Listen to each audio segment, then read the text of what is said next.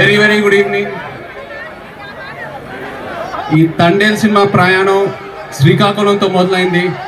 నాకు చందు మొండేటి కార్తికి ఐడియా చెప్పినప్పుడు first శ్రీకాకుళంలోనే అడుగుపెట్టాం.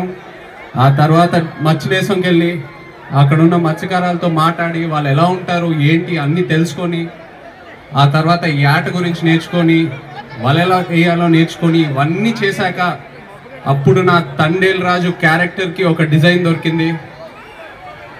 So release అయిన తర్వాత అందరూ తండేల్ రాజు క్యారెక్టర్ గురించి కాంప్లిమెంట్స్ ఇస్తున్నారంటే అది మీ వల్లే. మీ అందరికీ థ్యాంక్ యూ చెప్పాలి. మీరు లేకపోయి ఉంటే